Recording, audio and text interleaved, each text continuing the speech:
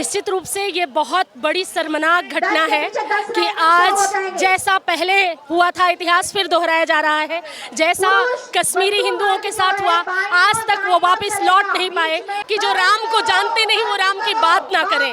कहीं न कहीं वहाँ पर भी अराजकता फैली हुई है। जिस प्रकार से एक डॉक्टर के साथ हुआ, हम 15 अगस्त मनाने के लायक नहीं है जो हमारे देश में हो रहा है। हमारे देश में भी टूटन है, जगह जगह से तोड़ा जा रहा है, कमजोर कड़ी को तोड़ा जा रहा है। तो हर कमजोर कड़ी को बनाने वाले लोगों को आज एक बीड़ा उठाना चाहिए, एक मसाल की तरह, मुट्ठी की तरह एकजुट होकर आवाज उठानी चाहिए और बांग्लादेश से ममता बनर्जी को बेदखल करना चाहिए। राहुल गांधी का वहां ना जाना, भारत जोड़ते रहते हैं लेकिन वहां पे जो अपराध हो रहा है उस पर वहां नहीं।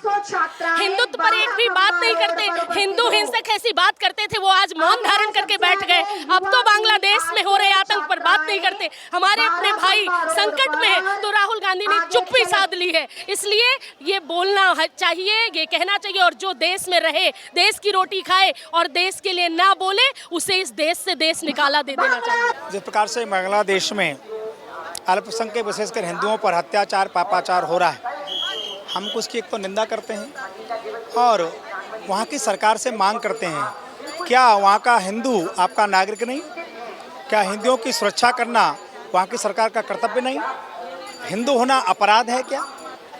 ममता जी तो मुझे लगता है वो नूरजहाँ हो गई हैं, ऐसा लग रहा है। हमें लगता था कि वो माँ काली की भूमि है और ममता जी एक गरीब झोंपड़पट्टी से निकल के आई हैं।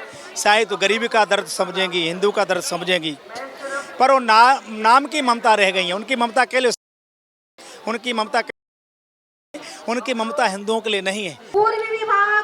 बांग्लादेश के अंदर पॉलिटिकल क्राइसिस के नाम पर लगातार हिंदुओं पर अत्याचार जो चल रहा है, माइनॉरिटीज पर अत्याचार जो चल रहा है, उसको लेकर के आज दिल्ली की सड़कों पर लाखों लोग उतर आए हैं। और 16 अगस्त का ये दिन चुना गया जिस दिन 1946 में नोखाली में डायरेक्ट एक्शन डे के तहत हिंदुओं को टारगेट किया गया था। मैम, पॉलिटिकल क्राइसिस हो सकते हैं, राजनीतिक अलग अलग सभी के विचार हो सकते हैं, लेकिन राजनीतिक विचार के नाम पर हिंदुओं पर अत्याचार करना बांग्लादेश के अंदर, कैसे इसको आप देखते हैं? और international communities, human rights commission सब मौन धारण करके बैठे हुए हैं। निश्चित रूप से ये बहुत बड़ी शर्मनाक घटना है कि आज जैसा पहले हुआ था इतिहास फिर दोहराया जा रहा है। जैसा कश्मीरी हिंदुओं के साथ हुआ, आज तक वो वापस लौट नहीं पाए और नेपाल के बाद सबसे ज्यादा बांग्लादेश में हमारे हिंदू भाई बहन हैं। ये षड्यंत्र है, पूरी तरह से षड्यंत्र है और इसका टारगेट कुछ और है। यहाँ पर बहुत सारी ऐसी आतंकवादी मानसिकता वाले लोग हैं जो हिंदुओं को किसी न किसी तरह से तोड़ना चाहते हैं और उसी के लिए आज यहाँ दिल्ली में भारी संख्या में, लाखों की संख्या मातृशक्ति की ये बीड़ा मातृशक्ति उठा रही है कि हम आगे आए और हिंदुओं को जगाएं। मैम, इसी बीच अगर बात की जाए तो ह्यूमन राइट्स कमीशन और बाकी सब जो भारत को ज्ञान देते रहते हैं, इस पर सब क्यों चुप हैं? क्या लग रहा है आपको इसके पीछे का कारण? इसके पीछे कहीं न कहीं अंतर्राष्ट्रीय जो षड्यंत्र का एक हेतु बन रहा है कि इसकी आड़ में बहुत सारे ऐसे लोग हैं जो अपनी राजनीतिक रोटियां सेकना प्रारंभ करते हैं, जो हिंदुत्व की, सनातन की, भारत जोड़ो की यात्रा कर रहे थे, आज वो कहाँ चुप हो गए? भारत क्या जोड़ेंगे? भारत टूटा ही नहीं तो जोड़ेंगे। जहाँ जोड़ने की आवश्यकता है वहाँ जाना चाहिए। तो मैं तो यही कहूँगी, हिंदू एक था, एक है और एक रहेगा और इस सनातन को कोई मिटा नहीं सकेगा। सभी को बोलना चाहिए, सारे स्टूडेंट्स को, नौजवानों को ये बीड़ा उठाना चाहिए। ममता बनर्जी ने पश्चिम बंगाल में हुई हिंसा को वाम और राम पर डाल दिया कि हिंसा के पीछे वाम और राम है। इस पर क्या कहेंगे? मैं इस पर यही कहूंगी कि जो राम को जानते नहीं वो राम की बात ना करें। कहीं न कहीं वहाँ पर भी अराजकता फैली हुई है। जिस प्रकार से एक डॉक्टर के साथ हुआ, हम 15 अगस्त मनाने के लायक नहीं है जो हमारे देश में हो रहा है। हमारे देश में भी टूटन है, जगह जगह से तोड़ा जा रहा है, कमजोर कड़ी को तोड़ा जा रहा है। तो हर कमजोर कड़ी को बनाने वाले लोगों को आज एक बीड़ा उठाना चाहिए, एक मसाल की तरह, मुट्ठी की तरह एकजुट होकर आवाज उठानी चाहिए और बांग्लादेश से ममता बनर्जी को बेदखल करना चाहिए। राहुल गांधी का वहां ना जाना, भारत जोड़ते रहते हैं लेकिन वहां पे जो अपराध हो रहा है उस पर वहां नहीं। हिंदुत्व पर एक भी बात नहीं करते। हिंदू हिंसक ऐसी बात करते थे, वो आज मौन धारण करके बैठ गए। अब तो बांग्लादेश में हो रहे आतंक पर बात बात नहीं करते। हमारे अपने भाई संकट में है तो राहुल गांधी ने चुप्पी साध ली है। इसलिए ये बोलना चाहिए, ये कहना चाहिए, और जो देश में रहे, देश की रोटी खाए और देश के लिए ना बोले, उसे इस देश से देश निकाला दे देना चाहिए। जिस प्रकार से बांग्लादेश में अल्पसंख्यक विशेषकर हिंदुओं पर अत्याचार पापाचार हो रहा है, हम उसकी एक तो निंदा करते हैं और वहाँ की सरकार से मांग करते हैं, क्या वहाँ का हिंदू आपका नागरिक नहीं? क्या हिंदुओं की सुरक्षा करना वहाँ की सरकार का कर्तव्य नहीं? हिंदू होना अपराध है क्या? बांग्लादेश के निर्माण में क्या हिंदुओं की सहभागिता नहीं? तो क्यों आखिर हिंदुओं को चुन चुन करके क्यों मारा जा रहा है? इसकी हम निंदा कर रहे हैं। और एक बात, आज जो सड़कों पर हम नारी है, हम नारी को अबला नहीं, सबला है, वो दुर्गा है, वो काली है।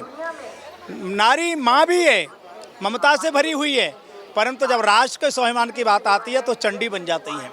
वो रूप हमें दिखा रहे हैं यहाँ पर।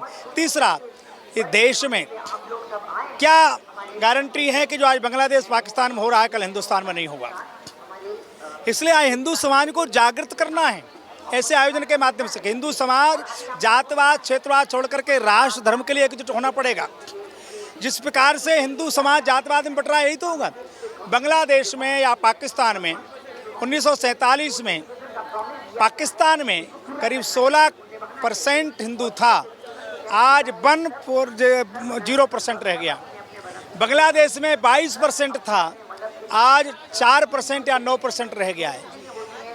देश में, भारत में देश का बंटवारा हुआ 3% था, आज 22% हो गया है।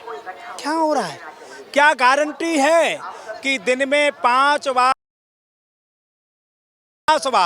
बार बार कट्टरवाद सिखाने वाले बच्चे कल उग्रवादी नहीं बनेंगे? उनको तो एक ही बात मानता, उसे जीने का कोई अधिकार नहीं। उन्हें का दुष्परिणाम तो बांग्लादेश में हो रहा है। जब ये देश मुगलों के गुलाम हुआ था तो कुछ आए थे, आज तो बाहर से आने की जरूरत नहीं है, यही इतने हैं।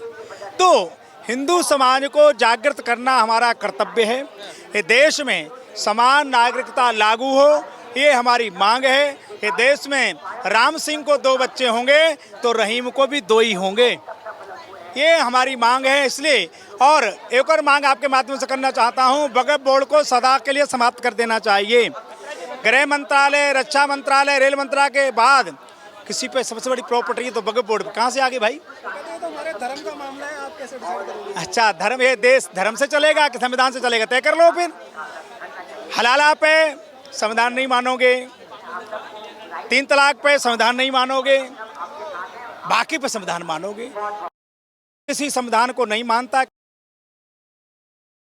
वो देश संविधान से चलेगा तो सबको संविधान मानना पड़ेगा।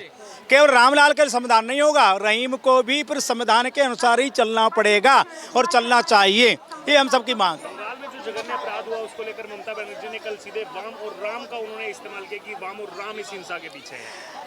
ममता जी तो मुझे लगता है वो नूरजहाँ हो गई हैं, ऐसा लग रहा है। हमें लगता था कि वो माँ काली की भूमि है और ममता जी एक गरीब झोंपड़पट्टी से निकल के आई हैं। शायद तो गरीबी का दर्द समझेंगी, हिंदू का दर्द समझेंगी, पर वो नाम की ममता रह गई है। उनकी ममता के लिए, उनकी ममता हिंदुओं के लिए नहीं है। और स्वाभाविक है ममता से या आज का तथाकथित जो विपक्ष है, अरे आप व्यक्ति का विरोध करो, पार्टी का विरोध करो। आज का विपक्ष कहीं ना कहीं देश का विरोध कर रहा है, ये दुर्भाग्यपूर्ण है। आप व्यक्ति का विरोध करो, कोई दिक्कत नहीं। आप राजनीति, जिस तरीके से हिंदू समाज आज सड़कों पे उतरा है, तो तमाम लोग ऐसा भी कह रहे हैं कि अगर ऐसे हिंदू समाज सड़कों पे उतरेगा तो देश का जो हिंदू मुस्लिम भाईचारा वो बिगड़ जाएगा। कहाँ है भाईचारा? हमें बता दो भाईचारा। जिस गली में 2 हिंदू दिखा दे लोग रह करके, भाईचारा मान लेंगे? भाईचारा नहीं, हिंदुओं को बेचारा बनाने की योजना है। ये देश को किस प्रकार से रात दिन काम कर रहे हैं, रात दिन। इसलिए मैं कह रहा हूँ वक्फ बोर्ड समाप्त हो, जब तक ये बंद नहीं होंगे देश को कोई बचा नहीं सकता। इसलिए हिंदू समाज को एकजुट होने की आवश्यकता है। इसलिए नारी शक्ति आज इस प्रकार का आयोजन कर रही है। धन्यवाद।